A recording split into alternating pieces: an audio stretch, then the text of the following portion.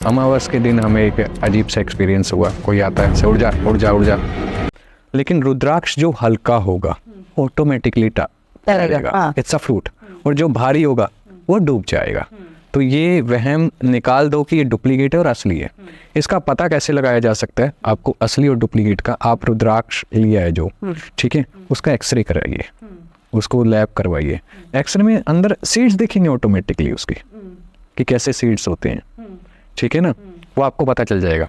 अब इसमें भी, अब जैसे सातमुखी है, उसमें 7 लाइन आ गई, सातमुखी हो गया। अब सातमुखी में ही 7 सीड कंप्लीट अंदर हो, ये श्योरिटी नहीं होती है। उसमें 3 भी हो सकते हैं, 4 भी हो सकते हैं, लेकिन कंपार्टमेंट 7 है, ठीक है। और उसमें अगर फुल सीड आ जाते हैं तो इट्स अ रेयरेस्ट। ओके।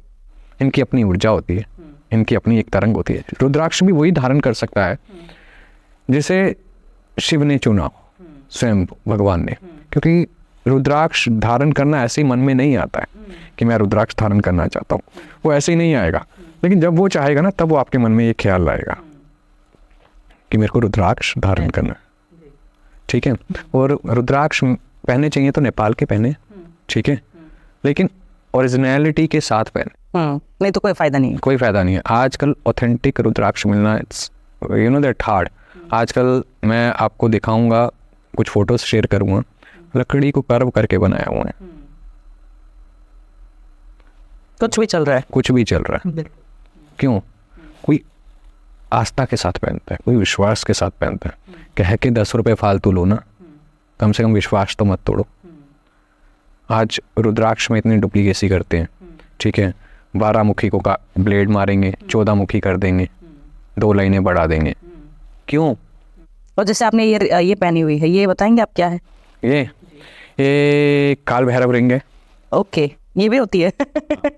जैसे हम उनका कोई भोग लगाते हैं तो इसे उतारते हैं, अच्छा, तो इसको वहाँ बिठाते हैं, तो कुछ तामस चीज़ अगर जैसे चढ़ानी है तो इसके बीच में हम डालते हैं मंत्रों के साथ। और ये किस चीज़ से बनी हुई है? ये बनी हुई है एक स्टोन से, ठीक है ना। रसीन स्टोन भी मिक्स होता है इसमें, और कुछ चीज़ें और होती हैं, ठीक है ना। ये उससे बनी हुई है, तो इसे धारण किया हुआ है काफ़ी समय से, ठीक है। तो जब हमने इस पे थोड़ा जाप किया, भोग देना शुरू किया, अमावस के दिन हमें एक अजीब सा एक्सपीरियंस हुआ। हम सो रहे थे, तो उस दिन हमने अमावस की रात को पूजा करने के बाद इसे धारण किया था। तो कोई आता है, हिलाया अच्छे से, उड़ जा उड़ जा उड़ जा। हमने नींद में कहा भाई जो भी हो बैठो, और हमें सोने दो, बहुत तेज नींद आ रही है, वैसे लेट हो गए हैं। फिर उन्हें उठाया, उड़ जा उड़ जा उड़ जा।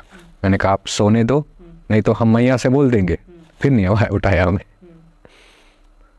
तो ये चीज़ें होती हैं, एक्सपीरियंस। देखिए, आप जब तक अनुभव नहीं करेंगे, आप आज कोई कहता है मैं विश्वास नहीं करता हूँ, मैं नहीं करता हूँ, मैं कहता हूँ आप एक बार उतरिए, अपने श्रद्धा से, अपने भाव से उतरिए, समय दीजिए, तब आपको पता चलेगा होती है नहीं, ठीक है। किसी भी चीज़ पे उंगली उठाने से पहले आपको उस चीज़ का एक्सपीरियंस लेना चाहिए, किसी भी क्षेत्र में। मैं तो इतना कहूँगा, क्योंकि उंगली उठाना हर एक चीज़ पे आसान है, ठीक है, लेकिन उंगली को सही दिशा देना सबसे मुश्किल है।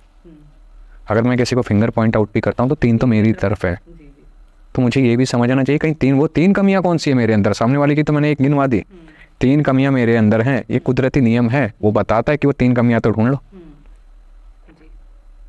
तो ये चीज़ें समझ नहीं आती हैं। सामने वाले में 50, हर एक में कमी होती है। मुझ में कोई ना कोई कमी होगी। मैं ये नहीं कहता हूँ कि मैं बहुत अच्छा हूँ, लेकिन मैंने उस कमियों पे काम करके अच्छाई को ऊपर लाने की कोशिश कर रहा हूँ।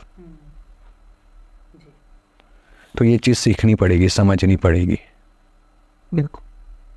और ये कोई जानना नहीं चाहता, कोई इतना डीप नहीं जाना चाहता है, सब अपने पैसे कमाने की रफ्तार में भाग रहे हैं। भागने के चक्कर में जीना तो भूल गए हैं ना, परिवार अलग हो गए हैं जी, ठीक है।